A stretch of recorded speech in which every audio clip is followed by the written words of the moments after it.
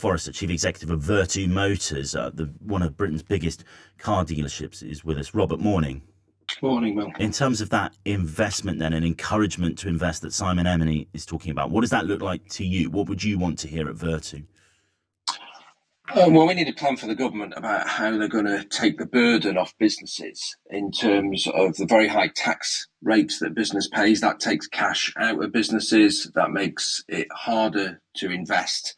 But also we need to see how they're going to reduce overall costs. I mean, yesterday we saw the impact on the national minimum wage, which impacts companies large and small actually across the UK. Yeah, That's going to put further... you employ thousands of people, Robert. How do you plan for a change like that? I mean, it doesn't come until April, but I guess you're already having to think about that now. Is that up in prices now? We are having to think about it. And to be honest with you, prices are not directly related to wages. That's not a relationship in our business that actually works. So we have to work our way through it. We're actually taking people on at the moment because actually car demand is actually pretty strong.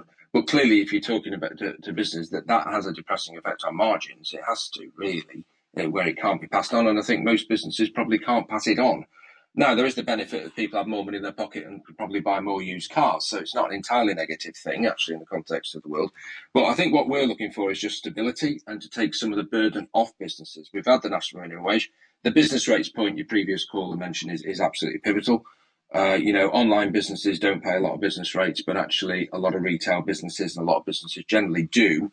And I think that is one thing we'd definitely be looking for, which is that we do not need a rise in business rates. What about this idea about full capital expensing, Robert? This sort of a tax break that might well be extended, or the Chancellor certainly thinking about extending. I mean, you've got to get that into context. It's for plant and machinery, which is great. We invest heavily in plant and machinery. We'll spend significant capex in building new dealerships this year.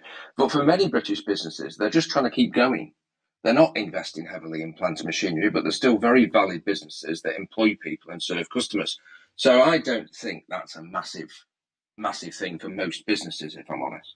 When you talked about stability, Robert, I'm interested in that because that isn't just about changing the tax regime, isn't it? It's about having consistency. Yours is an area where, for example, government targets on when you can and can't sell petrol vehicles keep changing. Is that as important as any change in tax today? Yeah, and people are making 10-year, 15-year investment decisions. They can't have flip-flopping or actually aspirational targets that no one really ever thinks are really going to happen in the time frame that's set out.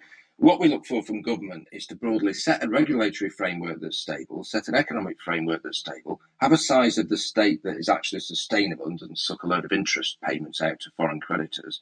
And as you get out of the way, leave businesses to create jobs, create prosperity, and then pay the taxes to fund the things the country needs. We seem to have got it the wrong way at the moment. The state seems to be all important and businesses less so. So come, 5, 6 o'clock this afternoon when the dust settles, what would a good outcome to you look like? No negative changes and a little bit of help on business rates. Robert, thanks so much for your time this morning. Robert Forrester, the Chief Executive of Vertu Motors.